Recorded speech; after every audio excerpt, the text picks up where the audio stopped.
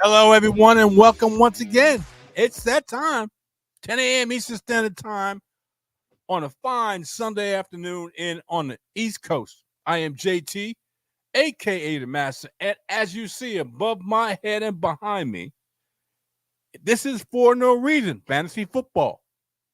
And today, I'm going to go to my favorite subject, my favorite position. There are many stats that can be used to discuss a running back in fantasy. Now, yards per carry, yards created after contact, breakaway run rate, evaded tackles, and so on and so forth. And while there's nothing wrong with any of these stats, they aren't always a prediction for fantasy football. However, there's one stat is extremely predictive when it comes to running backs and their production. Unfortunately, or maybe fortunately, depending on how you look at it, it predicts a negative outcome. And that's what we're going to go through. What last year,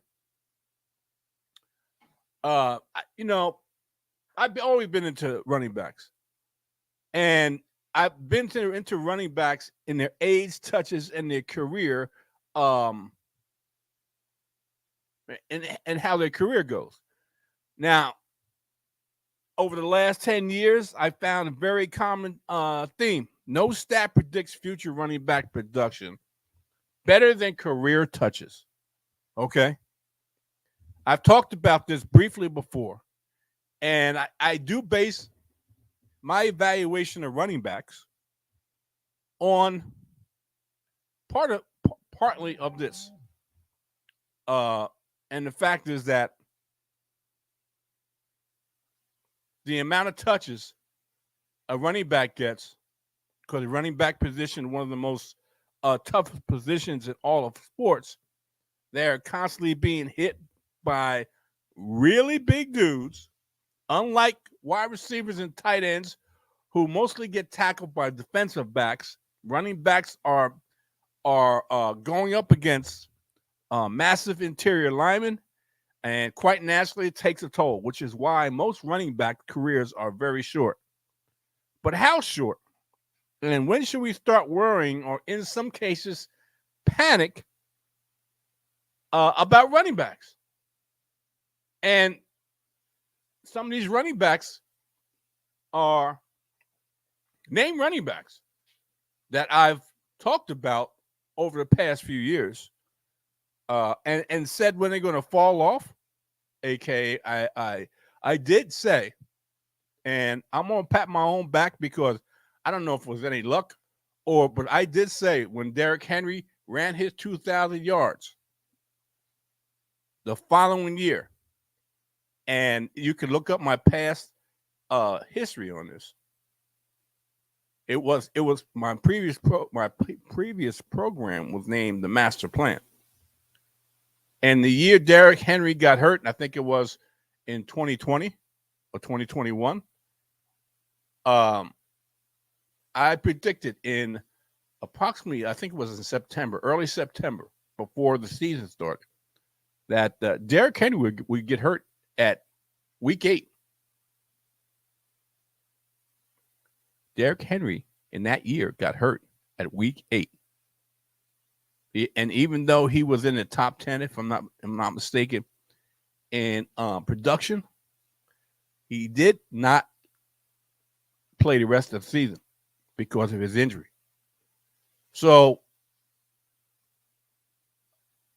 that's not my only prediction, but I'm just saying, my favorite position is the running back, and I key in on running backs and what I see. Okay,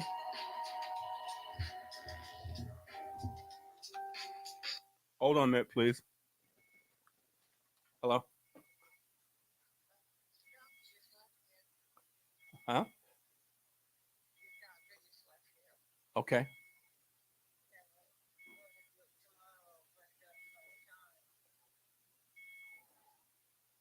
okay. Let me call you back in about an hour. Okay, bye bye. Sorry, people. Very important phone call I had to take, and I got a lot of things going on. Anyway, when I started doing my research on this, I really had no exact number in mind that I thought might be the starting of running backs in their downward spiral. 1,000 touches, maybe 1,500 touches, probably 2,000, at least 2,000 touches. I've seen articles and I've seen where that could be the not end all to be all, but most certainly there were all guesses and intuition. However, after doing my research, I identified 3 touch thresholds that all serious fantasy football players must know when drafting running backs. And they're going to be down in yellow, code blue, and red. And when I refer to touches, I'm referring to rushing attempts and receptions, not just rushing attempts alone. And in the yellow zone, so to speak, this is where we start to expect the running back production to begin to go down. Running backs in this range can still be productive, but once elite running backs start to become good running backs and good running backs start to become average, then that's where we are in the red zone. Running backs that entered 2022 in the yellow range had a career, and that's between 1,200 touches and 1,400 touches. Okay. And this happens to be, and like I said, this may not be pretty. This may not, like people say, oh, come on, these guys aren't going to drop off. Well, I've been saying this before. This is not the first time you've heard me saying that these guys aren't going to do what they did previously. And Austin Eckler is coming on back-to-back monster seasons, which he had 19 or more touchdowns and 70 or more receptions, including last year's crazy 103 catch season. He has averaged over 21 points per game in both seasons. While he should expect some drop off this year, even a 4-point drop would have him around 17 points a game, and that still will put him in the top 5 running backs. Okay. Now, 4 point swing, approximately 4-point swing. And about that, after tearing his ACL in 2020, Saquon Barkley had, and let me put it this way, Austin Eckler had 1,200 touches in his career so far. Saquon Barkley has 1,201. And he did most of running backs do 2 years removed from the after tearing his ACL in 2020, Barkley did most running backs do 2 years removed from the injury, play great. And I had said that running backs that tear the ACL the first year, and the outlier was Adrian Peterson, who was but for the most part, running backs who tear the ACL the following year is not so good. The second year after the ACL tear, after the ACL injury, is when we expect that running back to come back to his original form. Barkley finished 4th in rushing yards, 7th in receptions, and 10th in touchdowns while averaging 17 points per game. Now, that's still, I think Barkley will be very good this year, but there's a world we just saw the last of a truly elite Saquon Barkley. Let's talk about Josh Jacobs.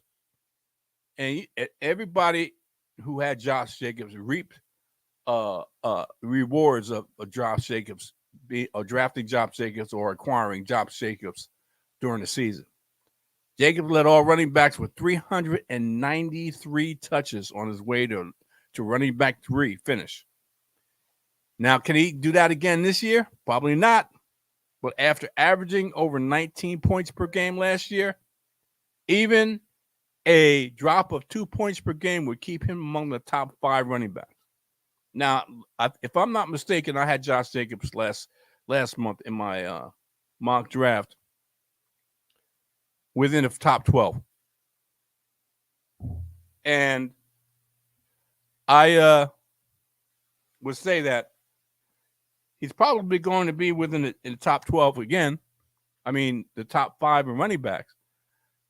But it's going to have a slight drop-off. He had 393 touches. They're not going to give him 393 touches. No way. No way. That's a lot for a running back that has to deal with linemen, linebackers, and whoever. That's a lot. Okay? And he had 1,232 touches in his career so far, with 393 touches last season. That's a lot.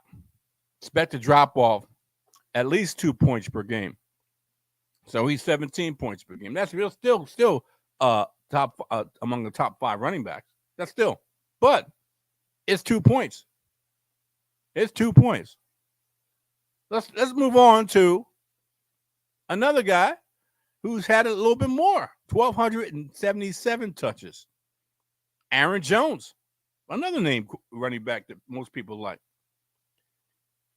Feels like Jones should have more touches than this, but it shows how little he has actually been used over his career.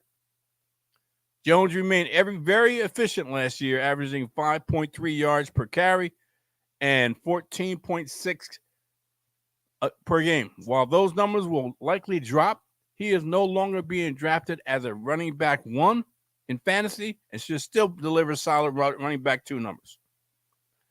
And let me bring in Mr. FSP. I know he's going to dispute this stuff, but whatever. It's no problem. I'm bringing Mr. FSP to you. What's up, my man? How you doing? What? I'm fine. I know it's a little dark. I'm about to shed some light on myself because, you know, the Lord got to put some love light shining on everybody. And you know what? There it is. All right. What was the question? I didn't have any question. What we're going over is a predictive decline in running backs in different categories, and I just started it. So we already went through Austin Eckler, Saquon Barkley, Josh Jacobs. Just talked about Aaron Jones, and we're about to go to my man Nick Chubb. Nick Chubb. 1,329 touches, had the lowest yards per carry of his career in 2022, but that number was still elite at 5 yards per carry. He also had the second highest points per game of his career at 16.6. Now he's well over the 1,200 touch mark, and it would not surprise me to see his numbers dip a bit as last year feels like his career year. While I still think he'll be good, his current running back 6 rankings feels way too high, in my opinion. And this is my boy who I have sitting on my wall, jersey sitting on my wall. I think Nick Chubb is going to decline this year. Now, I'm not saying a huge decline, but 16.6 is okay for a running back. And he starts to decline 2 or 3 points after that. And he's being drafted probably high in the second round. That's too high for me. All right, that's 1,329 touches. And these next guys are over 1,400. And where did he go? Oh, okay, what happened? I don't know. Like yesterday, you popped off. Today, I'm popping off. What's going on with the All system? Right. I don't know. I have no idea. Anyway, this next guy. Now, we had talked about Nick Chubb. He had 1,329 yards. Well, now we're going to be talking about Uncle Lenny. Uncle Leonard Fournette. Uncle Lenny. for his career. For his career, 1,444 touches. Now, those touches, for those I say again, are not just rushing attempts; they're receiving also. So, Fournette showed all signs of being done as a running back in the NFL last year. He ranked 68 in yards per carry, 40th in yards per touch, and 52nd in breakaway run rate. Now he's unemployed, and it's hard to see Fournette having much fantasy relevance in 2022. What's your thoughts? Because the next one is going to be surprising, but it is what it is. What's your thoughts about Lenny? Listen, where's he going to play at? Nobody signed him. Obviously, yeah. So, I mean, is this an order or is this just a prediction of various players? Well, I'm going. Excuse me. I'm going from guys who had at least 1,200 touches, and going up to in this category, up to a little over 1,400 touches. And I got one more guy after this. So, is this just accumulation of? Yep. Of like over like 4 or 5 years, because 1,200 touches. 1,200 touches. That's like 3 or 4 years. Exactly. Okay. Let me ask you something. When did the average running back come into the league? What, 22, 23 years old? Something about. I'm talking on average. I'm talking on average. About 21, 22. Yeah. All right. So when he starts getting up there, so we're talking, let's say 21. All right, 5 years. That's his rookie contract. 5 years. Okay. If it's a first rounder. Okay. I'm just saying 5 years. Yeah, it was a first rounder. Yeah. Okay. And average football player does 3 years. Okay. So, well, I would do average 3 years. But go ahead. Okay. So he depending on his how good he is, it's going to be depending on how much he's used. Josh Jacobs got used 393 touches this past year. 393 touches. Okay. Aaron Jones doesn't have that many touches. Has 1,277 touches, more than Josh Jacobs, who had 1,232. But you can expect that a drop off, because Aaron Jones, I think, is 27, going 28, somewhere around there, if I'm not mistaken. And age and amount of touches have a lot to do with each other. And Chubb is no spring chicken either, and he's had over 1,300 touches, and he had his lowest yards per carry of his career. And if he didn't have those rushing touchdowns, his average, his numbers would have been a lot lower. He had 13 touchdowns, a lot lower. Talking about Lenny Fournette, who had 1,444 touches over his career. And I just already talked about the numbers: 68 in yards carries, 40th in yards per touch, 52nd in breakaway run rate. And that's why Mr. Uncle Lenny Fournette is not employed, because he's pretty much washed up, in my opinion, or not a huge back that would be serviceable. Maybe at his size, he would be limited to a goal line if somebody want to use him just for a goal line, not for a regular play within the 20s. I'm not gonna say that doesn't have anything to do with it, but last year you saw the younger guy have more pop or more bang in his steps, right? Whereas the holes seemingly weren't there for Leonard Fournette, but when the younger man got in, and this, like I said, it bleeds a little bit into what you're saying. hit the hole faster. He got downfield faster. Now, it didn't help that people knew that Tampa Bay couldn't run the ball. So, they can commit like 5, 6 people in the box without worrying about, Mike and Godwin beating over the top, because really nobody was there to do it. It was a zone.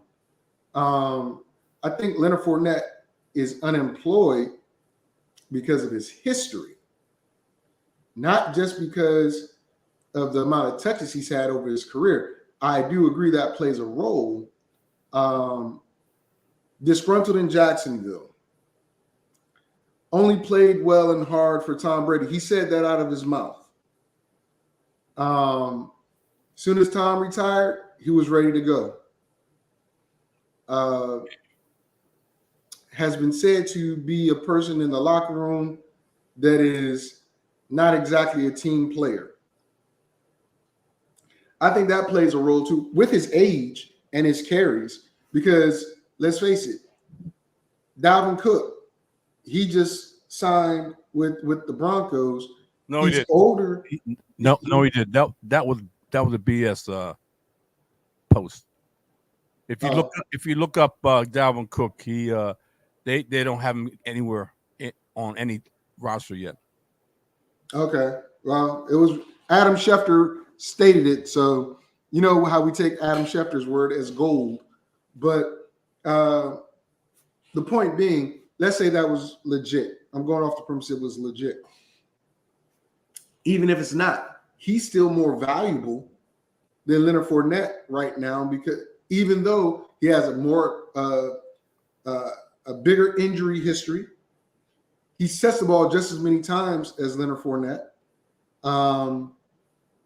and he's older than Leonard Fournette. Just because you brought up Dalvin Cook, I'm going to give you this. Dalvin Cook had 1,200 touches in his career. Okay, I said just as many. Wait a minute. He had a career low 4.4 yards per carry and a career low 4.8 yards per touch. Saw his points per game drop from 15.9 to 14. That's almost 2 points. And I can't consider it a running back who is only giving me 14 points as a RB1.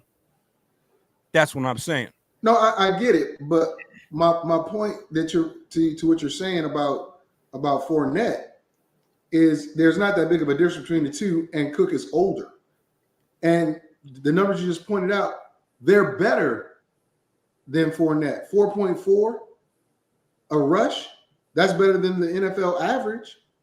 4.8 per touch, that means reception and running. That's pretty good for a running back. Yeah, but that's his age and has had his wear and tear. Look at the offense he was in. I get it. Well, it's very similar. More dynamic. Very similar. A more dynamic offense. More dynamic. Minnesota more dynamic offense than Tampa Bay. They ran a similar offense. Brian Leftwich's offense was Bruce Arians' offense, and I know it's not Todd McVay, but there's some very similar play calls. Not Todd McVay. Todd McVay, because O'Brien came from Todd McVay, who came from Shanahan, so on and so forth. So they're very similar. Leftwich likes to push the ball down the field a lot more, but Lenny was the receiving back. Lenny was the starting halfback too. So the roles were very similar. But again, I think Fournette isn't employed because of the off the field, in the locker room type deals. Not that he can't play. He might have lost a step, granted. I think it's that. Let's move on to these guys because I missed them and I want to come back to them. Joe Mixon, 1,275 touches. So his fantasy points dropped per game by 2 full points from 18 to 16. But outside of that 55-point game, only reached 20 fantasy points twice and averaged just 13.2 points per game. averaged only 3.9 yards per carry and just 4.7 yards per touch. Joe Mixon he's on a downward spiral. Let me put it that way. I'll never ever haven't because I've never liked this running back, Joe Mixon. So I'm not. There's no way I'm going to acquire Joe Mixon on any of my teams in fantasy. I may be biased, but I see the production, and I didn't like him in the beginning because I felt he was a running back that was thinking he was bigger than he was, and was running like that with a body that couldn't take it. So I think because of the pounding he's had, he had over 1,275 touches. Joe Mixon is on a downward spiral, and who knows if Cincy is going to get rid of him or he's going to have a lesser role. Let me put it that way. And another one. This is the last one within the 1,200 to almost 1,500 touches, career touches. Alvin Kamara. He had a huge 4-point drop in points per game from 18.1 to 14.1, just 4 yards per carry, and ranked 48th in breakaway run rate as good. Now that's a good indication that he's losing a step, and now likely faces a suspension and a very good rookie teammate. So you may have. Well, I think we've seen the best of Alvin Kamara from now on. All right, let's move on to one more guy. Okay. One more person, and this guy, I know, he's still going to be elite. I think he's still going to be a top 5 running back. I said already, I caution people because I think he's going to get hurt again. Just like Saquon Barkley, 2023 was a rebound year for CMC. Now, he was great with the Panthers, but a midseason trade to the 49ers elevated him even more. He averaged 4.7 yards per carry and 21 points per game. While the touch numbers say we should expect that to drop, even if it drops a massive 4 points, he still would be a top 5 running back in 2023. If, and I have to stress this, if he lasts the season. I have to say that if he lasts, and Christian McCaffrey, if I'm not mistaken, is in the 27-28 range. So that's not a good combination. Not a good combination. Yeah, I know. You got the 49ers on. Okay. No problem. Whatever. All right. You gonna let me talk about him, or was that it? What's your thoughts? I want to get your thoughts. That's all. Okay, because you did 3 running backs and didn't give me a chance, but that's okay. That's okay. Let's go back to Joe Mixon. Joe Mixon has always been an injury-prone running back coming out of college, and also trouble has found him as well. Current charges, they got dropped and then reinstated, so that means there's something to it. So Joe might be looking at some type of suspension as well. But his productivity is a reason why they were able to get into the Super Bowl 2 years ago, along with Jamar Chase, of course, and Uzama and the rest of that team. But last year you saw Joe Mixon was consistent. 18 points is very good.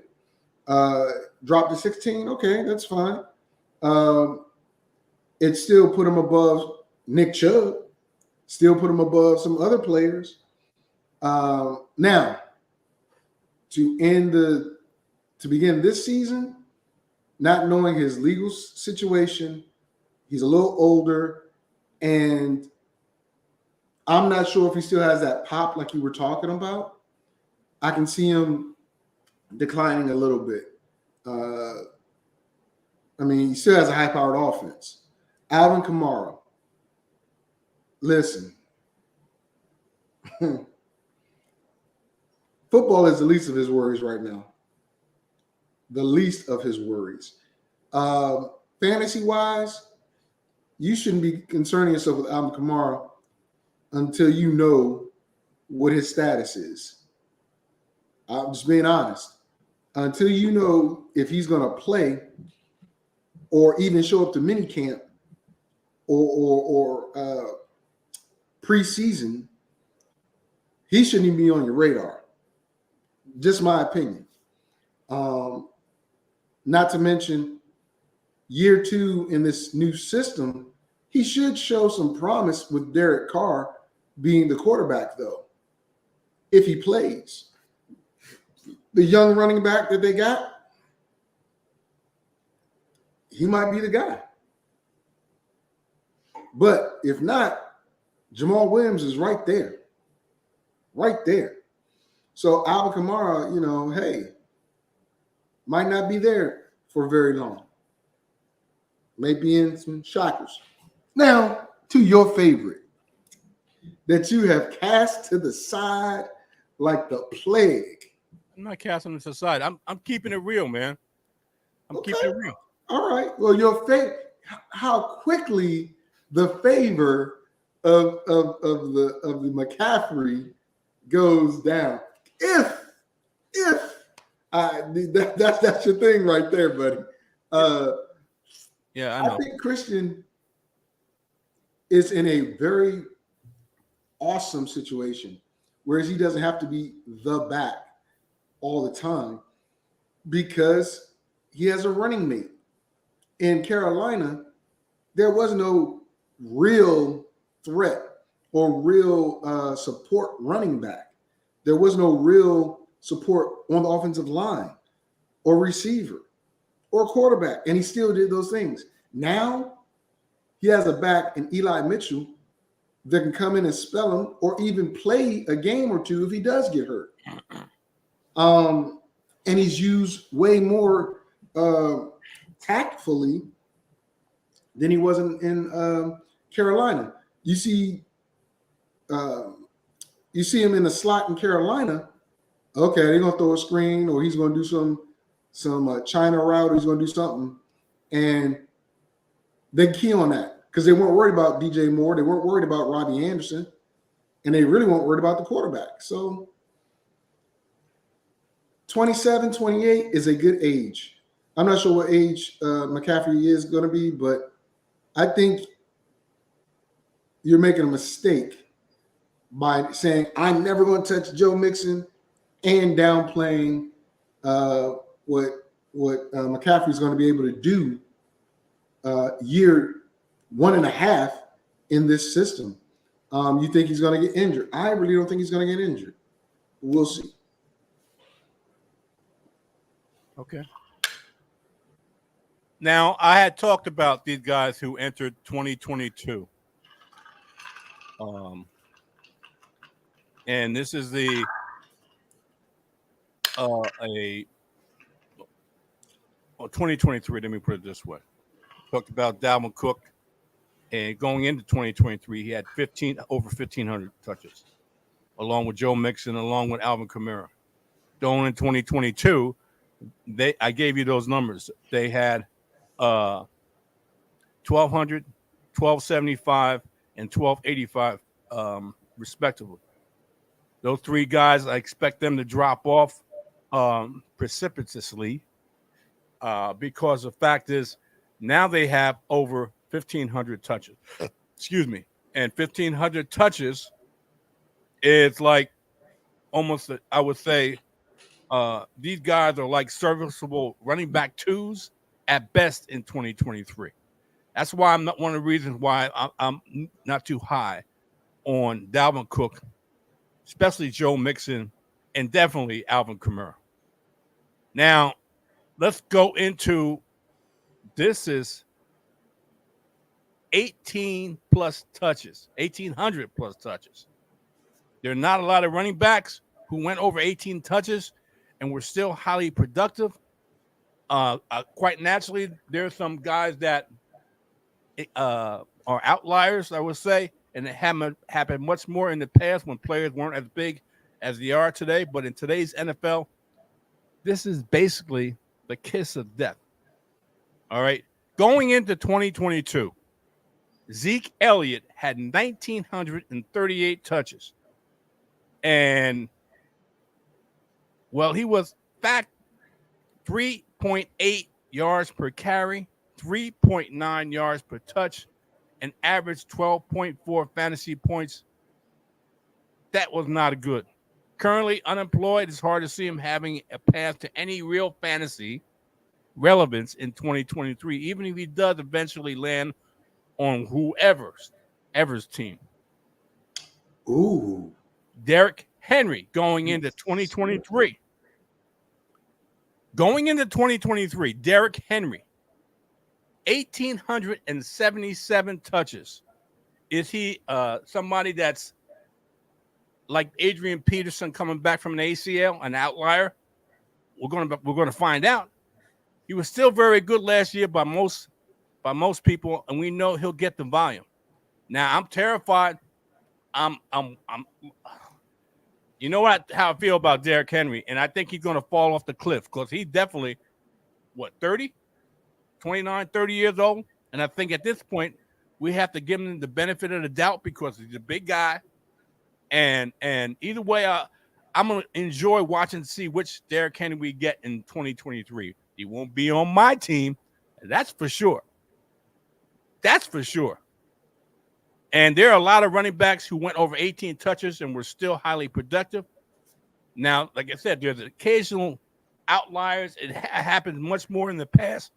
Excuse me, when players weren't as big today, but in today's NFL, I'll say it again, this is basically the kiss of death. You get over 1,800 touches, 2,000 touches, your production goes in the tank. Okay, because you're older, because you've gotten a lot more touches, and the fact is you got 1,800, 2,000 touches. That's not good, and that's why you see these name running backs getting pushed to the side and bringing some young blood and new blood. Talk to me. You know what I'm gonna tell you. Mm-hmm. I know you're in love with Derrick. No, it's not. I'm in love with Derrick Henry. It's not. I'm in love with Derrick Henry. Listen. Yep. Let me backspace a little bit because you went over a couple people. I thought about something as you said it, and I didn't think about it until you said it. I can see. Well, let me ask you this question first. Sure, no problem. Couple questions. You like Minnesota's offense, right? I love the Minnesota offense. You love it, right? Yes, I do. All right. And I'll say it. I love it even more this year. Okay, and you'll love it even more this year. Okay. Yep. What if Ezekiel Elliott lands in Minnesota because he has a better health history? He's a power back who can catch the ball. He is a guy that is slightly younger than Dalvin Cook, not by much, but still has the dog in him to get it done. What if he lands there? If I would not touch him. He's unemployed. I would not touch him. I won't touch him. He's lost. Even on your favorite offense? He lost. I didn't say what the step is, whatever. I said if he's in Minnesota on offense you love. No, because the fact he's going to be in a committee, and in fact it's going to be probably a goal line back because the more versatile younger Alexander Madison, and I can't think of the rookie's name, that is going to be surprised this year. I predict that right now. The rookie, and I can't think of his name. That's a surprise. And he may take over Alexander's position because he's a very versatile back. I don't think they're going to take a step backwards because taking a step backwards would put Zeke in that lineup. It would put Zeke in that lineup taking a step backwards. Dalvin Cook is a better back right now. Even though he's declined, Dalvin Cook's a better back than Zeke Elliott, who's lost 2 steps, not a step, 2 steps. So there's no way. Okay. I mean, let me put it this way. I had the fantasy teams I had on 2022. I think I had Zeke and I regretted it on one. That was it. And I regretted it Well, because that was last year. That wasn't on Minnesota. I said if he goes to Minnesota. well, let me put it. So it is what it is. But let me I put was it going this. to answer the other part. But go ahead. Let me put it this way. You're right. That was last year. He's a year older. He's a year older and a step slower this year. They gave the ball to Pollard more than they did to when they started giving the ball why do you think to they gave Zeke. He did well Why did you think they kept giving the ball to Pollard? because of the style of offense they were doing, and he had better production. Okay, I'm not going to say he didn't, but when it came down to it, who was in the game? Zeke. Moving on to King Henry. I'll never have. That's what you said. Listen, ladies and gentlemen. The king is the king until he's no longer the king. He ain't the king. I am not saying King Henry is in his spry young years and durability years. It is probably time to crown a new king. I get that. But here's my thought. Okay. This is Ryan Tannehill's last year. This is Derrick Henry's last year. This is Mr. Bird's last year on defense. Since they asked him to take a pay cut, he didn't show up. And who's another mainstay in Tennessee? I think is gone. Let's go with those three. But mainly, Henry is going to be gone. Tannehill's going to be gone. And Henry's going to still start for somebody next year. Tannehill probably not. But I don't think you lose a great deal if you have Henry. Is he your number one back still? He might be a 1A or a 1B. And you have a more versatile running back as your 1A, but he's still a 1 in my book. What I mean by versatile, Austin Eckler, McCaffrey, somebody that's going to give you points running and catching the ball. That's why I don't believe Nick Chubb is, and you said it yourself, if not for his rushing touchdowns, his numbers would have been way worse. So the power back is no longer the back to have.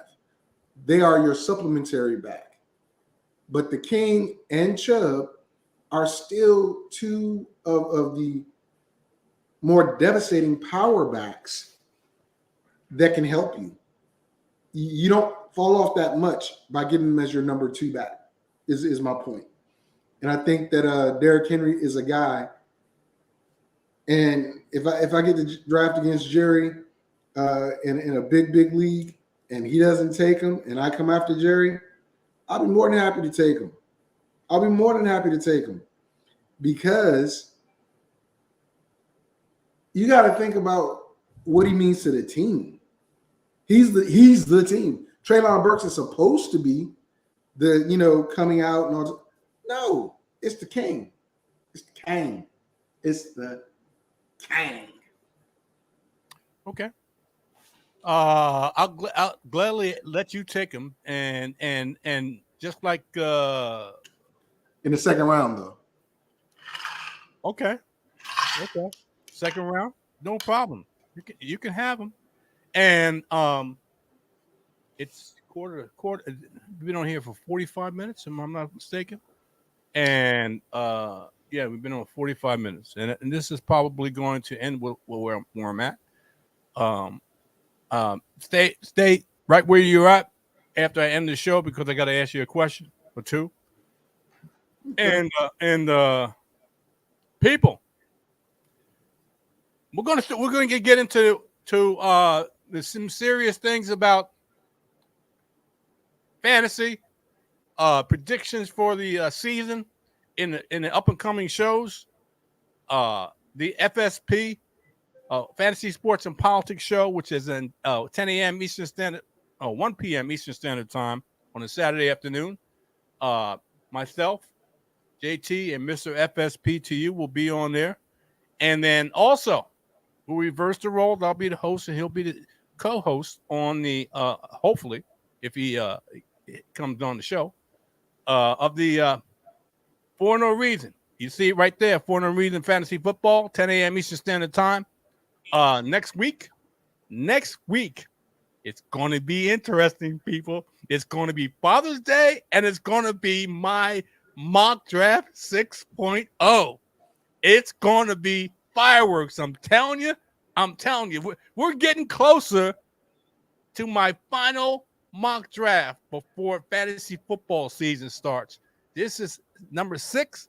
We're going to go to number 8. Probably not get to number 9, because number 9 would be September, second week of September, and the season would have started. So we're going to go. This is month 6. Man, we're getting closer, and it's going to be more controversy. CMC, where does he land? Josh Jacobs, where does he go? Justin Jefferson, Austin, not Austin. Oh my God, Jamar Chase, Devontae Adams. He's not in the first round. I try to tell people is not in the first round. He's not. I try to tell people months. He is not a first round talent because of his quarterback. Yes, he is. Trust me when I'm telling you this. And you know what they say about a hard head? Hard head makes a soft, hello. I'm telling you, Devontae Adams is not going to be in my first round. The quarterback makes a difference.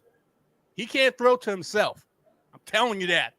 And Jimmy G, if he does make the team, and it may not, but if he makes the team, he's not the best deep ball thrower or pushes the ball down the field too often. And I think Devontae Adams was top 3 in deep ball catches or whatever.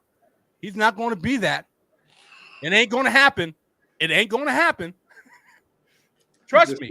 I'm just He's just trying to push my buttons. I'm just trying to push my buttons. I'm just trying to preview this. He will not be in my first round. He's at best second round talent at best. And if it's one of his backups, if Jimmy G doesn't even get on the field or make the roster, oh boy, where are they going to get Carson Wentz? Really? They're talking about Carson Wentz going to the Raiders. Come on, man. That's a complete dysfunctional mess. Okay. Anyway, 10 a.m. Eastern Standard Time, and I'll be back here with my mock draft 6.0 in fantasy. Mr. FSP, I appreciate it. And do you have anything else that you want to say before we leave? I do. This Saturday, the day before Father's Day, and 2 days before Juneteenth, we will be breaking down the NFC North. 3 days. I've already booked 4 supporters of the 4 different teams. Okay. To come on and share their thoughts on their teams as you and I discuss the North. NFC North. Okay. And I will tell you, Nick Chubb and none of them daggone Browns are going to be anywhere near the top when we do the AFC. But we might do the AFC that evening. Oh, okay. We might. I don't know what you're talking about, Nick Chubb, when you're talking about the NFC North. I'm trying to figure that out. I know. I was saying I might do the AFC North too, just to be me. But anyway, that's happening next Saturday, 1 p.m. Eastern, 10 a.m. Pacific. It's going to be a good time. We'll have some fun. Fantasy Sports and Politics. That's the name of the show. We'll see what's going to happen. Times are tough out here. Real tough out here. But we're going to see what happens. That being said, I appreciate you coming on. I appreciate people listening. And come back next week. It's going to be fireworks. I know it's going to be fireworks. And we'll be on point. Trust me. Stay there. See ya.